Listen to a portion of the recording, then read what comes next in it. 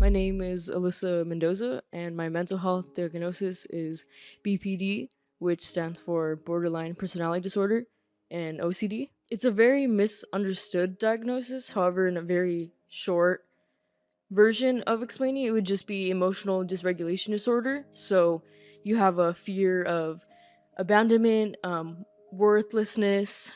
You have very intense but unstable relationships, impulsive activities and behavior, whether that be self destructive things or emotional impulsivity, so not being able to control your rage. At least that's been my problem. Um, Borderline personality disorder is kind of like you live in a black and white world. There is no gray, and that the gray is what you're trying to figure out.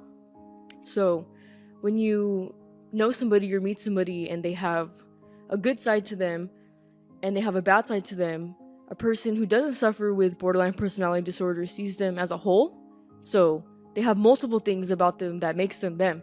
But when you have borderline personality disorder, you see them almost as like two different people.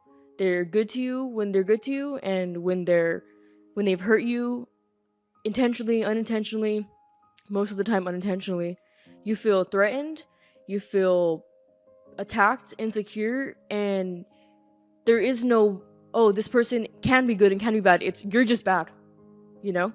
And you go from idolizing people, which is putting them on this pedestal, and when they hurt you, you almost bring them back down to where they're absolutely nothing.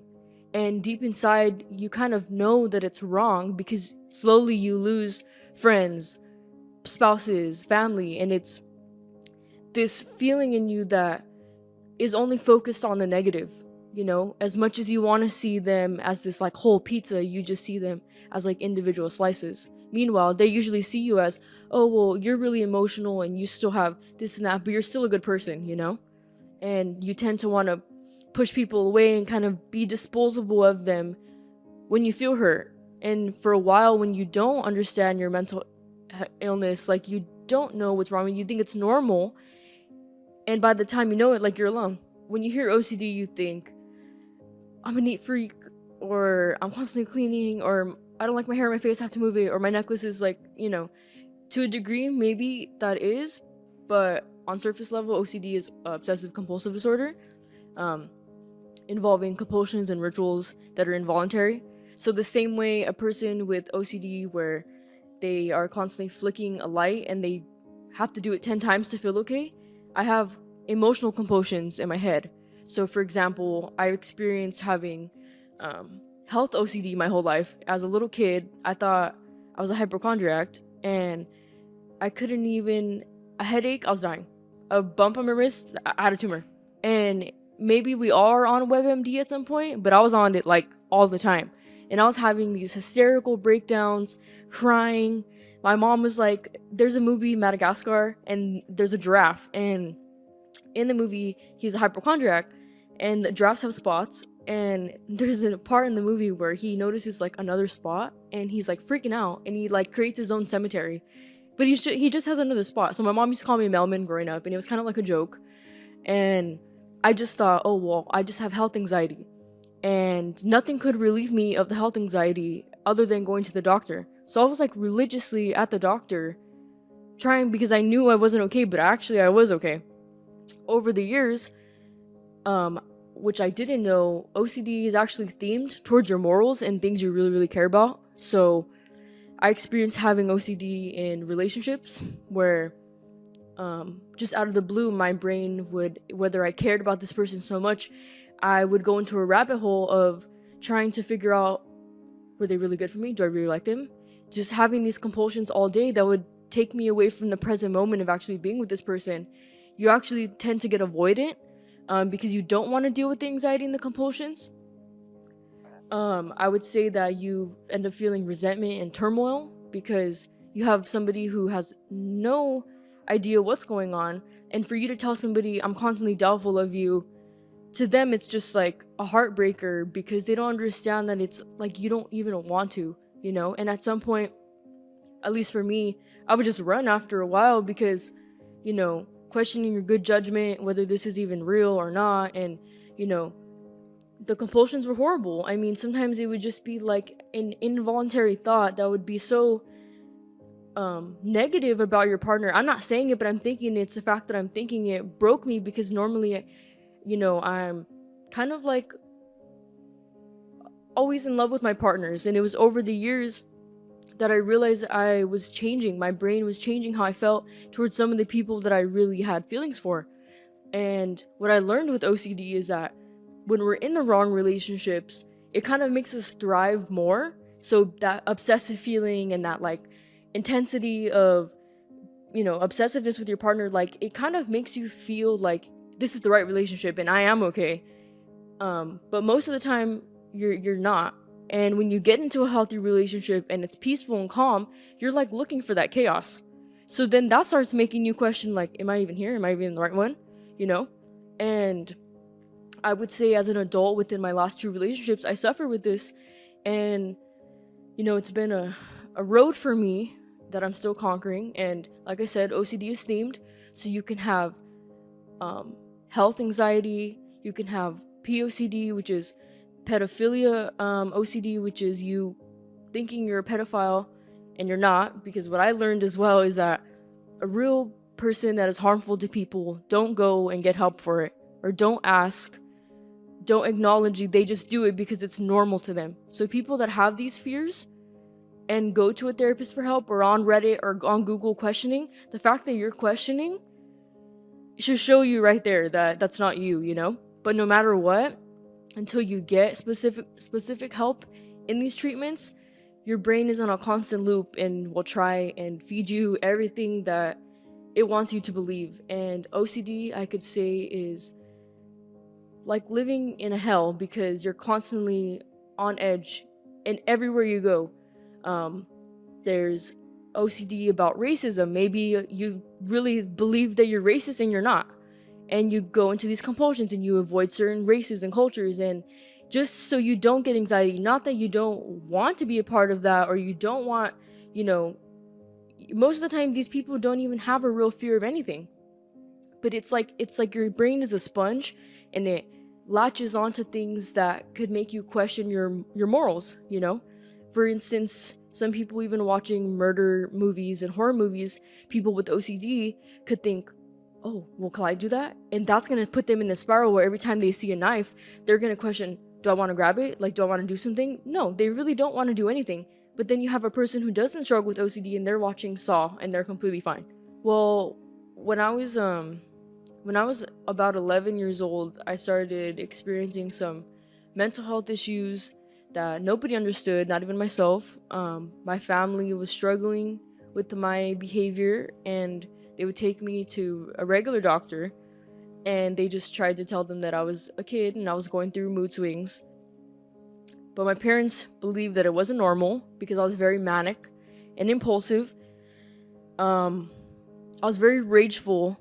I also did suffer from physical abuse and emotional abuse, which probably led me to this point, as well as school bullying. I would say that there was a certain point in my life where I was very courageous, very bold. I wasn't scared of the world. The world should have been scared of me, and not in a bad way, but I was determined that I could do anything. I had this mentality where anything I guess a boy could do, I could do. I was on a football team. I was always the only girl on these sports teams. Like, it did not matter. I had this drive that the impossible was possible. And, I was really into art. I was really musically talented. I could really put my mind to anything that I wanted to do. And, I held on to this, like, self-expression of myself from a very young age. I have really short hair. And when I was in kindergarten, my mom took me to go get, like, a little trim. And I had, like, long hair at the time. And I saw, like, a picture on the board of, like, spiky hair. And I just told my mom, like, well, I want that. And, she didn't go against me. She just looked at me for a second and said, really? And then I said, yeah. And she let me do it. So I cut it all off and I went into kindergarten, and I was the only little girl with short spiky hair, and I even put a little bow in it so that people would still know that I was a girl. And I would say that I got looked upon in a bad way from a lot of parents because, you know, my parents allowed me to express myself the way I wanted. I was kind of like a little punker as a kid. I dressed, I always wore little spike belts, skinny jeans, um, really gothic clothes. I was me, and I would say I got steered off a lot. And as a kid, I realized that I didn't get looked at the same compared to everybody. But I kept going, and along with me, I guess being authentically me, it created a lot of bullying because to the eye, I just looked like a boy. And I identify now as a part of the LGBTQ, but even during grade school and elementary, like I had no idea. I just knew that I liked my hair short and I liked not dressing in dresses, you know? And so as I got a little older, I was very, well known in school. I had a lot of friends. I was kind of cool with everybody, I stuck true to myself, and, you know, I, I like I said, I had a lot of friends up until I think, there was a time when I came out of the closet and I did not get the reactions that I thought I deserved. Nonetheless, I didn't even know I would get a negative reaction. I was just so like, you know, I wasn't aware that people viewed that in a negative light. I remember when I got a girlfriend, I was like in like the 7th grade, and I told my mom that same day, like I had no fear, like I didn't think, oh my god, mom's gonna hate me. Like I was a little scared to tell her, but I wanted to tell her immediately, and it didn't occur to me that anybody would have a problem with it. I just wanted to come out. So I told her, and she was like, okay, like, and I was like, whoa. And at the time, I didn't even realize how grateful I am for being accepted like that, because my parents never made it an issue. It was kind of just like if I told them, oh, like something casual, it was like, oh, okay, as long as you're not doing anything wrong. Very quickly, I didn't have to go through that until it was more of like a social thing. So upon coming out, I honestly did lose a lot of friends, and it sucked because it was like, I was just trying to find myself. And during that time, I guess that was when I started spiraling down with my mental health.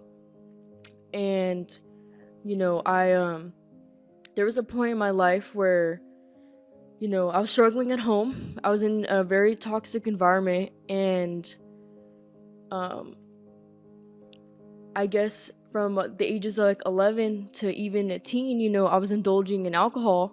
And I remember I was like in 6th or 7th grade the first time I got really drunk. And, I kept on with those risky behaviors. I was smoking weed at a young age. I mean, I was doing primarily with between those two things, or just like walking the streets late at night. And like I had no fear. Maybe I should have had that fear because it's unsafe, but I didn't.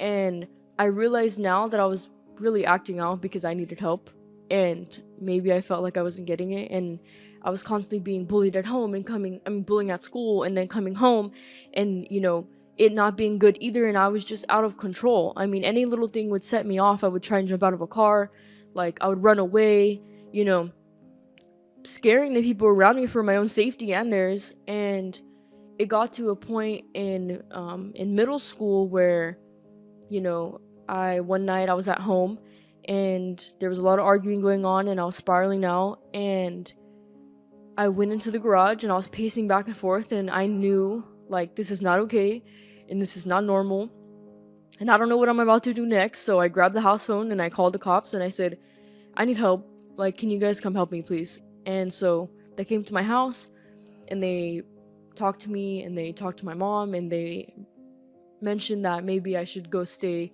at a college hospital, which at the time people were very quick to be like, oh my god, a freaking mental hospital, a psych ward. It was very like looked down upon, which hurt me because I got labeled as being crazy once people had found out that I was staying in a facility like that.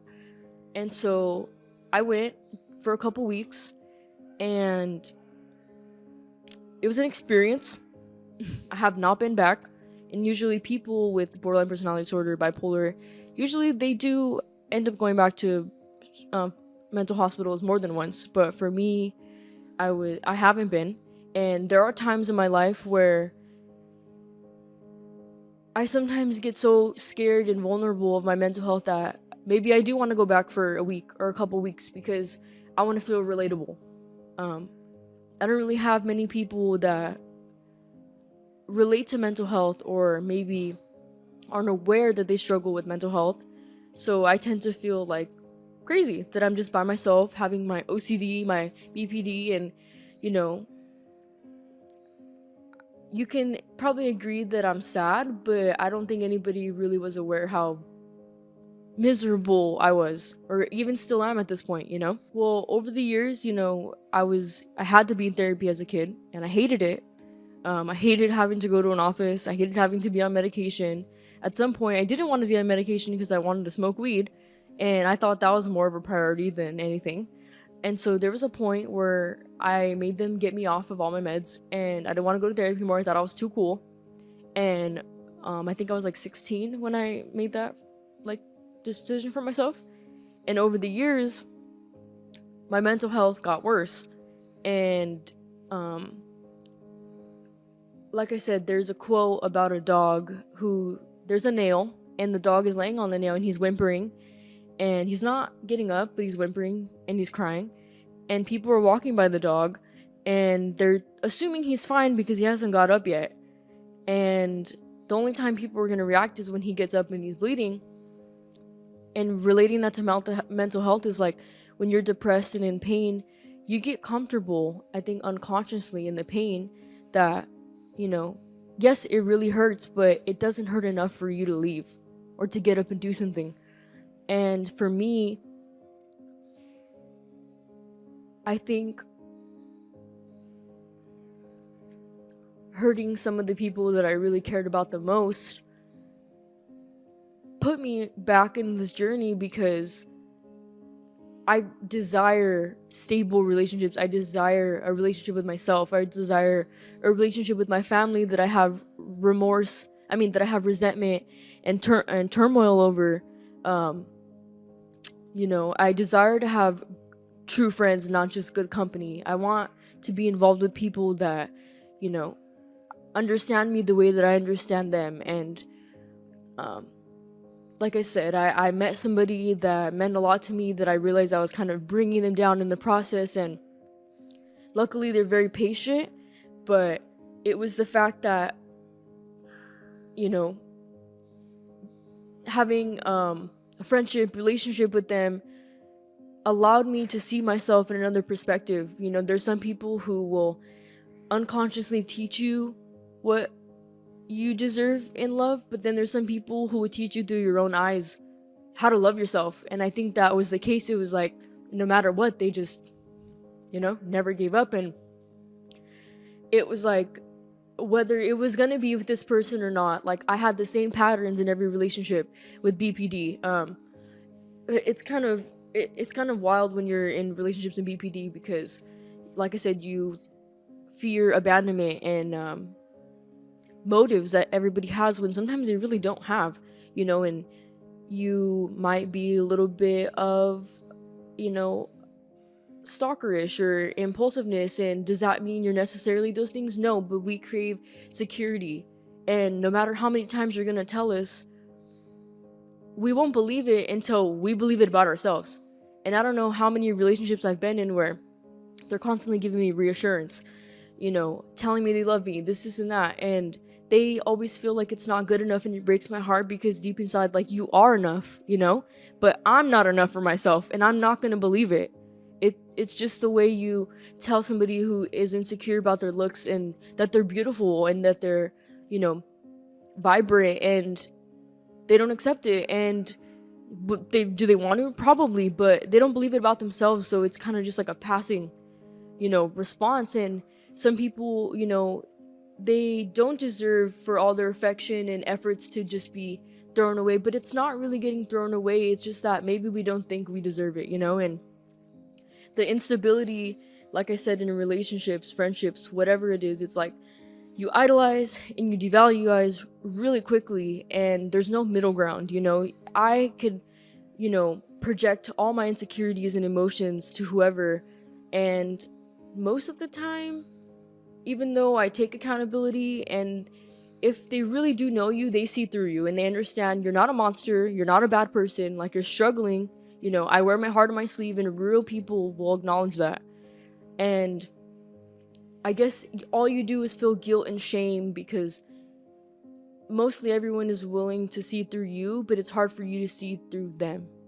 And I think there are some situations where you feel like, well, I've put up with other people that have emotionally abused me more than the people that don't. And you think, well, I must not be in the right place because, I don't feel the need to fix them or heal them or go after them or put up with their crap. But it's like at some point, you probably like the abuse.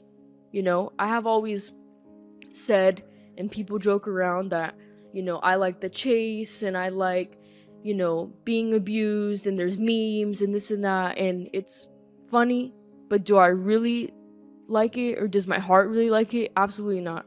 I have found most of my answers and coping through self development. I mean, I was not much of a reader. I sometimes feel like I can't even watch a movie because I don't have the patience to, and I never thought about picking up a book.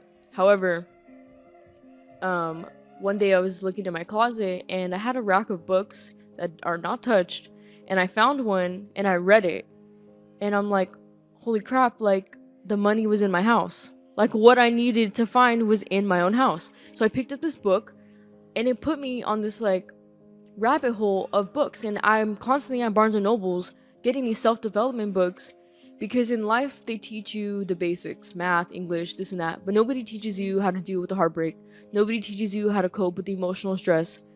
These are all things that you figure out on your own, and most of the time we figure out in self-destructive ways: alcohol, drugs, sex, things that make us feel good in the moment, but do they really? No. you know I would say books, if you don't have the help, um, like financially or insurance wise, books would be your best bet. Um, Even on Google, if you have issues with dealing with your emotions and you don't know how to process them, I look up these worksheets that are called emotional dysregulation worksheets, and they basically break down your emotions, and you can journal. Journal is a big one. Um, Sometimes, we are desperate to talk to our friends, and there are some people that kind of make you feel like, you know, they're not really there when you need, but you're there when they need, and they may not understand you 100%, and that's not a reason to give up, because along your path you will find the right type of people that will hear you out. If you feel like you really have nobody, I always say music is your friend. And if that isn't enough either, there are online free chat supports, free numbers you can call. And like I said, it takes motivation and courage to get to that point. But if you just really do it once, it'll become easier. It's just like cleaning your room. When you're depressed and you're in a bad state, you're okay with having piles of mess and clothes and mountains in your room. And, when somebody walks in, they're like, what the? And to you, it's like, it's fine. Like, and you're comfortable in the mess. That's the analogy. And when you get in the habit of cleaning that and decluttering it, you walk into a space now that's like, I could breathe. And it's really true. The way, you keep your space is pretty much the way your mind is. And it gets hard. I still have my moments where I am in my dark nights, and this morning, last night, and it feels like I'm still doing all this work and I'm not where I want to be. But when I think about it, I was in a much worse position like 5-10 years ago. So I really have gotten somewhere. I believe in everybody, and all you really need to do is believe in yourself. And for me, what's helped me that I really want to share with others is that you need to give yourself a hug. You will look everywhere for a hug and compassion and people saying the right things to help you, but nothing feels more fulfilling than when you could tell yourself. Leave little notes on in front of your door, your affirmations, smudge your room, say things. What you speak is your reality. And if you keep speaking negatively, like, you're setting yourself up to be in that way. And if it feels fake, you eventually keep doing it, you believe it, just like everything else, you know? I believe that the most healing power is the mind.